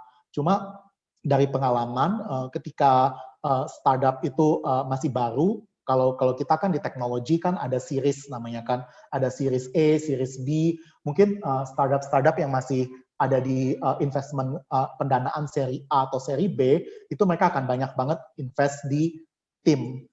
Jadi investasi di tim itu bisa dilihat dari dua hal, nambah tim, ya kan, nambah jumlah orangnya, sama yang kedua ningkatin kualitas tim yang ada sekarang supaya mereka bisa up to challenges gitu. Karena gapnya akan pasti ada. Karena ketika kalian mulai bisnis kan kalian pasti meng-hire orang-orang yang lebih junior, ya kan, yang mungkin seusia sama kalian. Kenapa ya? Karena lebih relatable, lebih cocok aja. Jadi kalau misalnya terlalu senior kan nggak nyambung gitu kan ngomongnya kadang-kadang. Tapi ketika bisnis kalian udah mulai membesar, kalian juga mesti mikirin gimana tim kalian yang sekarang itu punya skills yang relevan gitu. Dan kebanyakan ya investment itu ya either investment di human capital itu ya either kalian rekrut atau kalian develop gitu. Semoga menjawab ya Adit. Iya, oke. Ya, cukup menjawab dari Aditya Erlangga. Nah, ini juga, sebelumnya juga Adit sempat nanya tuh Mas Leo, Kalau misalnya di tim bareng-bareng nih, berlima nih, mereka ada berempat, ada berlima, ada bertiga gitu kan. Sebetulnya proporsi investasinya tuh nanti sampai ke hasil tuh harusnya berapa persen ya masing-masing. Apakah dibagi rata gitu kan, atau misalnya ada yang lebih besar gitu kan, sehingga ketika ada investor baru kan itu tadi kan pilihannya bisa terdilusi gitu kan, atau dengan hutang dan lain sebagainya. Sebetulnya kita ngelihat berapa sih masing-masing itu disamain aja atau beda-beda tuh harusnya, Mas Leo, dalam tim? Wah, ini pertanyaan yang sensitif banget ya. Iya. Pertanyaan soal duit ya. I think Kiranya nggak ada yang salah hmm, sih, Bu Linda. Kan yang paling enak itu adalah ketika misalnya saya dan Bu Linda berpartner di bisnis, kita ada modal awal ya kan yang disetorkan. Misalnya modal awal yang disetorkan buat bisnis ayam geprek adalah 100 juta. Bu Linda misalnya mengeluarkan 60 juta, saya 40 juta, jadi bagi-baginya gampang kan, itu 60-40%. Ya kan, kalau ada investor baru yang masuk, ya tinggal divaluasi, bisnisnya sekarang nilainya berapa, mungkin udah nggak 100 juta, gitu kan, tapi 200 juta, dan investornya masukin berapa banyak dananya, dan kita bisa atur lagi pembagian ekuitasnya, gitu. Itu akan ideal kalau seandainya bisa dikuantifikasi kayak gitu dengan modal awal.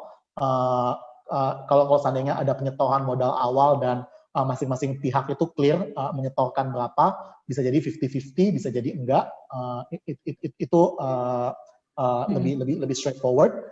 Yang kedua, kalau misalnya kan kalau bisnis kita kan ada juga bisnis yang ide ya kan, 5 orang punya satu ide ya kan, satu ide ini nanti mereka fundraising bareng-bareng segala macam, gimana bagi-baginya. Saya rasa yang paling gampang ya memang dibagi rata, tapi itu subjek ke persetujuan masing-masing gitu kan. Karena cepat atau lambat kan bisnisnya mesti diformalize ya kan. Formalize itu misalnya bikin CV atau bikin PT. Nah, ketika di PT itu kan ada akte pendirian. Nah, ketika udah diformalize itu kan udah harus mulai dipikirin nih ya kan. Mungkin tipsnya adalah we should be okay to address the elephant in the room sih. Jangan nggak enakan gitu kan.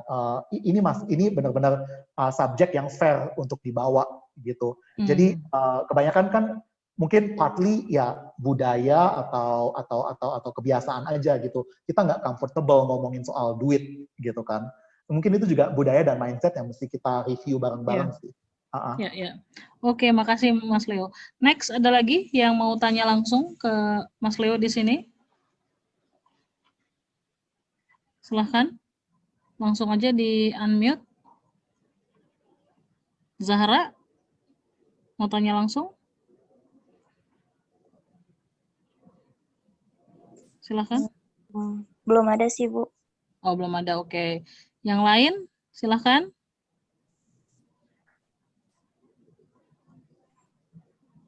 Dari? Mungkin kalau boleh saya yang bertanya ya Bu Linda ya, karena oh iya boleh. Ini kan keren-keren banget kan pesertanya. I think saya juga ingin belajar sih langsung dari pengalaman kalian. Dari teman-teman sekalian mungkin bisa menjawab di chat room sih biar lebih enak ya. Berapa sih yang udah punya yang bisnisnya itu udah punya perencanaan bisnis gitu. Dan mungkin satu atau dua tantangan kalian ketika melakukan perencanaan bisnis itu apa? Mungkin saya bisa bantu untuk mengadres itu dari sisi pengalaman saya sejauh ini sih. Iya, boleh. Silakan, boleh tulis di chat atau mau langsung share juga. Boleh, silakan.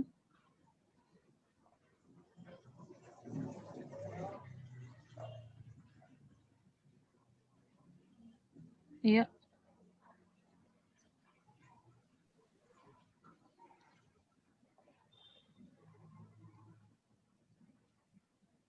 Oke, boleh ditulis. Karina, Al. Atau kalau ada yang mau promosi bisnisnya juga nggak apa-apa, mau cerita bisnisnya apa. Betul. Silahkan. Nah, sambil nunggu kali ya, Mas Leo. Sebenarnya tadi kan ada 3 tuh menarik tuh. Kalau kita dapat nilai business valuation kita, boleh kita dapat equity misalnya kan sekarang yang lagi tren tuh dapat dari visi gitu ya. Terus kemudian bisa hybrid sama tadi dari hutang. Sebenarnya yang baiknya itu dari mana ya sebenarnya gitu, dan harusnya proporsinya itu bagaimana kita menjaganya gitu kan. Kadang-kadang juga founder nggak mau terlalu disetir sama investor gitu ya, ada juga yang seperti itu kan ya Mas Leo. Jadi tergantung apa ya kita kira-kira, nantinya gitu? I think that's a very good question sih, Bu Linda. Saya rasa apa ya, ketemu investor tuh kayak ketemu jodoh kan, jodoh-jodohan kita kan. Biasanya proses investment itu kan proses yang butuh waktu, di mana kita juga mengenal visinya siapa, visinya juga mengenal kita seperti apa. Mesti ada certain level of trust yang dibentuk gitu kan. Dan kalau dari tipe, sebenarnya kan tipe investor itu ada dua, ya kan? Ada tipe finance investor sama ada tipe strategic investor. Finance investor itu yang biasanya taruh duit aja lah, ya kan? Di bisnis kita berdua, misalnya contoh tadi, kalau kita bisnis 100 juta, dia naruh 30 juta, ya udah biar Bu Linda dan Leo gitu yang run the show gitu kan. Tapi ada juga yang tipenya strategic investor. Misalnya kalau kita dapat investment dari perusahaan yang membuat penggorengan ayam misalnya, ya kan, dia pasti mau invest, oh ya, saya juga mau invest semua pakai produk saya ya, saya juga mau ngasih capability training gimana cara menggoreng ayam yang lebih efisien gitu misalnya. Nah itu juga depends on tipe investornya sih. Kalau mau scale up cepat, biasanya kita cari strategic investor, karena mereka juga bisa ngasih capability terhadap bisnis kita. Berarti kalau kita bekerja dengan strategic investor, ya kita mesti ngambil misalnya tadi Adit jadi strategic investor kita, ya kan. Biasanya Adit itu menjadi part of our co-founding team, Bu Linda. Jadi instead of kita berdua, sekarang kita udah bertiga nih sama Adit jadi co-founding timnya, gitu. Nah, untuk kita mengenali masing-masing tipe investor, ya ini tadi mesti dating gitu kan, mesti kencan gitu kan, kayak kenalan, PDKT segala macam sih. Sementara sisanya ya legal kan, on paper kan, gimana kan biasanya juga kalau saham itu kan terkait dengan voting rights, ya kan, hak untuk voting, ya kan. Ya, betul-betul. Maksudnya apa, jadi proporsinya kita jaga agar tidak lebih dari 50% misalnya gitu ya. Itu apa tergantung masing-masing gitu ya, Mas Leo? Sebenarnya kalau menurut pendapat saya pribadi, doesn't matter, ya kan.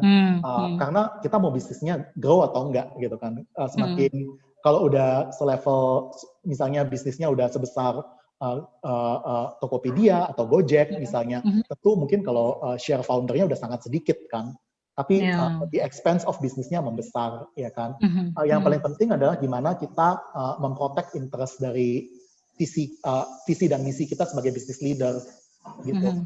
Contoh yang paling unik adalah Mark Zuckerberg. Kalau kita lihat saham Mark Zuckerberg di Facebook itu kecil banget, mungkin sekitar 5%. Tapi dia punya namanya super voting rights. Jadi kalau Mark nggak agree, itu dia ngeblok, itu veto, dia nggak decision-nya nggak akan bisa dijalankan. Walaupun sahamnya cuma 5% sebenarnya, gitu. Itu cara-cara, ya itu diskusi yang lebih menarik lah. Banyak yang bisa dieksplor sih dari situ. Iya. Oke, ini ada Dari nih. Silakan Dari, mau langsung tanya, boleh unmute langsung. Ya Bu, terima kasih atas kesempatannya. Terima kasih juga atas Mas Leo. Tadi penjelasannya sangat menarik banget, Mas. Halo Dari, salam kenal. Oke, jadi banyak juga tadi dipelajari tools-toolsnya Mas ya, tentang OKR segala macamnya. Cuman mungkin saya mau cerita dulu terkait bisnis yang lagi sama tim jalanin gitu. Jadi saya sama tim lagi nge-build suatu startup di bidang konveksi Mas, namanya Vendor Campus. Nah ini tuh punya mimpi bahwa kita tuh pengen menjadi market leader di kampus-kampus yang ada di Indonesia Mas. Gitu. Jadi ketika memang kampus nih, organisasi di kampus tuh lagi mau bikin apparel, nah ingetnya langsung Vendor Campus gitu, bisa menjadi top of mind untuk pembuatan apparel itu. Nah berarti yang sekarang lagi kita lakuin tuh lagi memperbanyak testing nih Mas, dia memperbanyak testing strategi segala macamnya. Nah yang jadi pertanyaan saya itu kira-kira seberapa banyak sih Mas kita harus ngelakuin testing di awal gitu, karena kita mengingat tim kita juga cenderungnya masih kecil gitu, masih kecil dan juga punya kapabilitas dalam menjalankan testing tersebut. Jadi kalau misalnya seakan-akan testingnya itu terlalu banyak, mungkin banyak menghabiskan waktu untuk itu. Kalau misalkan terlalu sedikit juga mungkin ada celah-celah yang belum kita laksanain. Nah, kira-kira yang efektif untuk kita melakukan testing di awal tuh supaya goals yang kita dapat tuh kira-kira berapa banyak, Mas? Kalau saya boleh tahu, contoh testing itu kayak gimana ya dari ya? Oke, jadi yang lagi coba kita lakuin tuh yang pertama, kita membuat semacam proposal untuk penawaran ke organisasi berupa pembelian satuan. Dalam artian kalau misalnya mereka mau beli apparel, segala macam, ya udah untuk satuan aja gitu. Nah, terus ada lagi testing yang untuk menjadi program sahabat vendor kampus. Nah, ini program sahabat vendor kampus semacam kontrak selama 1 tahun kepengurusan gitu. Yang ketiga itu program mitra vendor kampus, di mana kita kerjasama sama BEM Univ untuk tujuannya itu BEM Univ itu memasarkan lagi ke kampus-kampusnya, ke kampusnya itu untuk pembuatan apparel tuh bikinnya di Bismith-nya BEM KM-nya aja loh gitu, karena harganya bagus segala macamnya gitu. Jadi kayak istilahnya BMKM nih menjadi mitra kita untuk memonopoli pembuatan apparel di kampusnya gitu. Jadi ada 3 testing yang mau kita running. Oke, berarti ini testing ini artinya kita ingin menentukan sales and marketing channels mana yang paling bagus gitu kan untuk mengembangkan bisnisnya, ya kan? Betul. Oke, kalau ini pendapat pribadi aku sih, ini sangat-sangat nggak ilmiah, nggak ada sangat-sangat intuitif. Aku cenderung tipe orang yang punya prinsip sikat sih. Jadi just do it gitu, oke? Ya kan, cowboy gitu. Karena ujung-ujungnya feedback yang paling besar yang kita dapatkan sebagai business leaders atau sebagai product owners itu bukan ketika kita ada di masa testing, tapi feedback paling besar kita adalah dari users. Ya kan, ketika BEM balik ke kamu bilang, oh ini nggak make sense nih, komisinya kecil banget, we are not making money. Ya kan, ini nggak akan scalable. Atau ketika channel balik ke kamu bilang, oh ini terlalu panjang, birokrasinya terlalu berbelit-belit, you need to cut here and there, gitu kan. Jadi menurut aku learning terbaik kadang-kadang bukan dari lab scale gitu. Learning terbaik adalah you launch MVP even though the product is not perfect dan kamu responsif gitu dalam mengabsorb dan mengintegrasikan feedback dari stakeholders kamu, which is pemakainya, usersnya, yang benar-benar menjalani, gitu sih menurut saya. Oke. Mas, thank you banget, udah kebayang sih. Oke, cukup jelas ya dari ya. Nah ini mungkin terakhir nih Mas Leo ada pertanyaan tapi di chat ya. Dari Zahra Azhar, dia mengatakan bahwa dia udah punya bisnis nih tahun lalu di bidang pariwisata dengan konsep bisnis membangun ekosistem bisnis pariwisata dengan membuat platform one stop service travel and tourism dari mulai perencanaan sampai dengan ke pembelian oleh-oleh gitu bisnisnya itu. Hanya saja untuk saat ini dari awalnya sudah ada beberapa daerah yang mau bermitra, tapi kita nggak punya teman-teman yang bidangnya pariwisata, jadi mereka kurang yakin gitu ya untuk bermitra tadi. Ditambah suasana traveling di tengah pandemi ini masih sensitif, jadi juga sekarang teman-teman jadi pasif gitu. Nah, kira-kira gimana Mas Leo, ada tips nggak gitu untuk mungkin membangkitkan teman-teman juga ya gitu sama bisnisnya seperti apa? Silakan Mas Leo. Ya, mungkin kita dalam istilah startup kita itu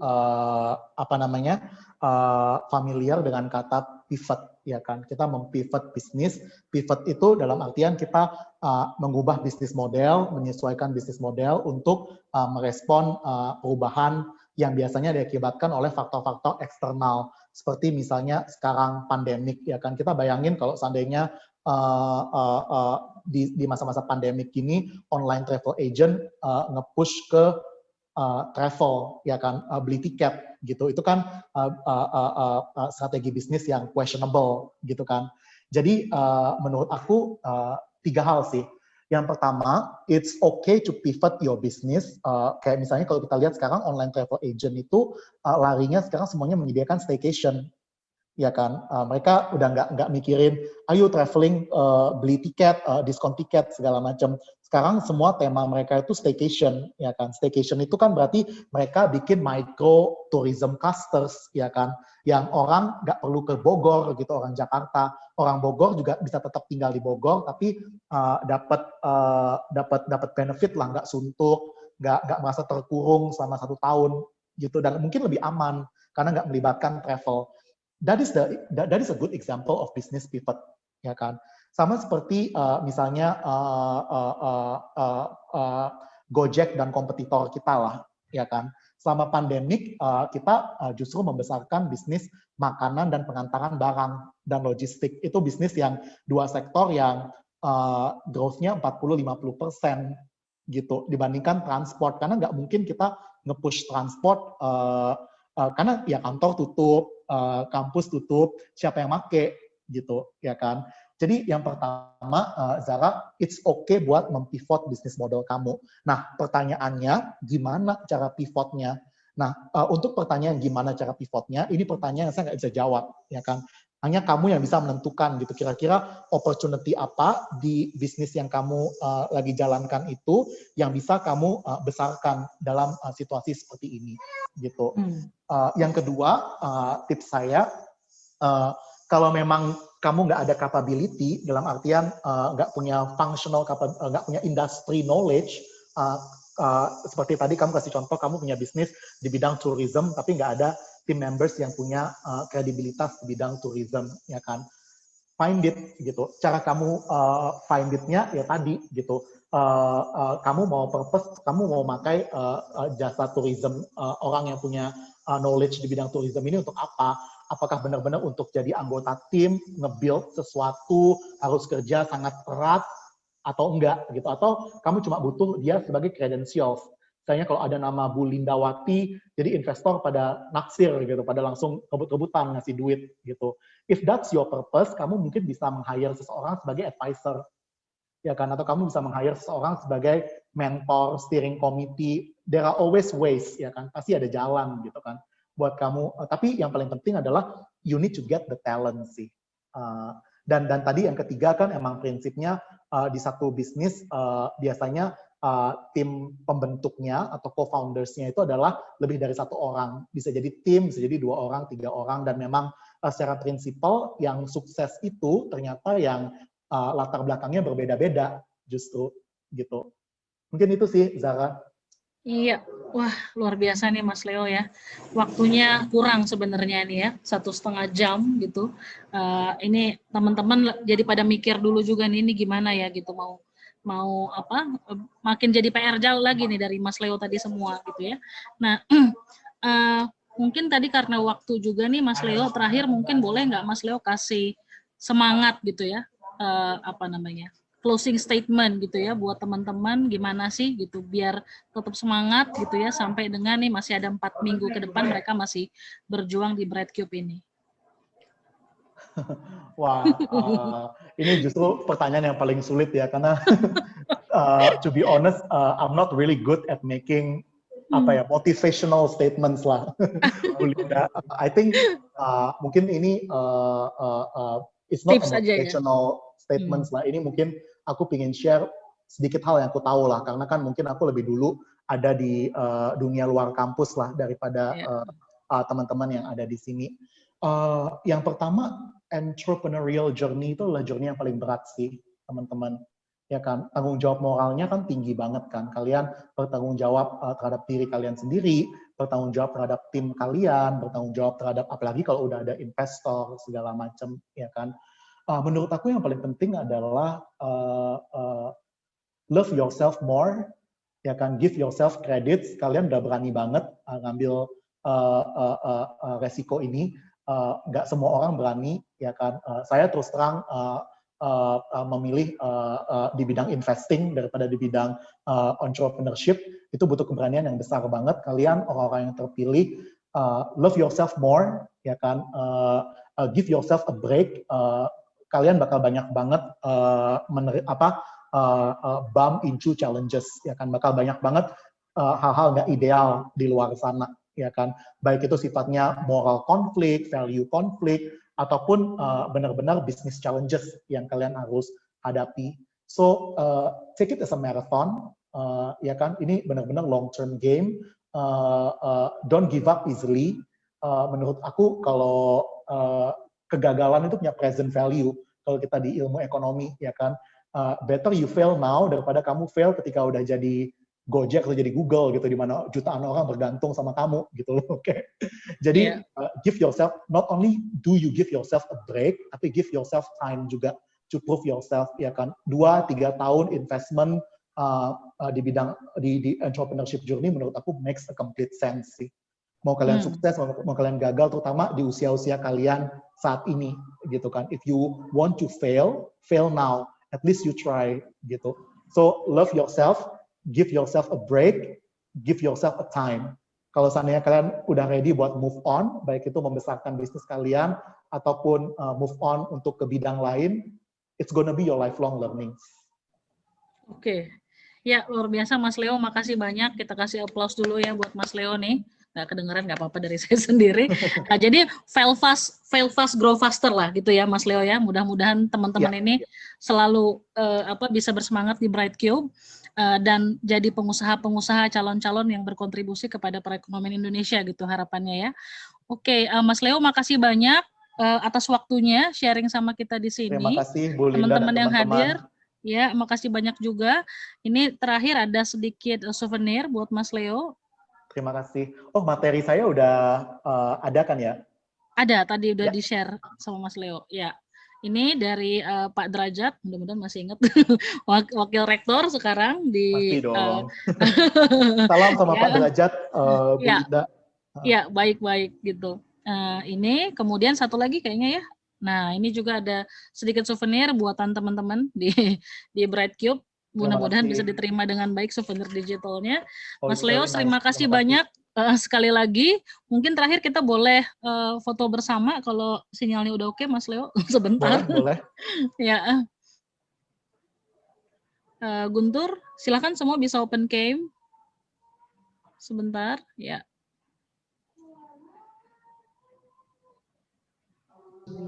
Oke, ini semua teman-teman tinggalnya di sana tuh, Mas Leo, di LRT, sehari-hari di sana. Ada yang dari coworking space, ada yang dari kamarnya. Nah, ini juga ada Pak Arman nih. Pak Arman, iya, ini direkturnya untuk di Bright Cube. Halo Pak Arman, salam kenal. Terima kasih banyak udah isi webinar, sangat bermanfaat. Saya yakin buat founders, bahkan untuk saya pun Pak. Bisa strategi, project management dan lain-lain. Terima kasih banyak Pak. Terima kasih. Thank you for having me ya. Iya. Oke, silahkan Guntur, boleh kita hitung untuk foto bersama? Baik, Bu. 1, 2, 3. Sekali lagi, slide kedua. 1, 2, 3. Cukup, Bu. Ya, oke. Makasih banyak Pak Leo, sekali lagi semua teman-teman yang hadir, Mohon makasih maaf teknisnya ya. Iya, kalau hidup di kampung kayak gini nih. Enggak lah, itu daerah wisata Lombok. Oke, makasih banyak Mas Leo, sukses selalu, sehat selalu di sana. Sama-sama, sehat selalu ya semua. Oke, semua makasih banyak sudah hadir. Saya tutup. Wassalamualaikum warahmatullahi wabarakatuh. Selamat sore semuanya. Selamat weekend. Ya, bye-bye.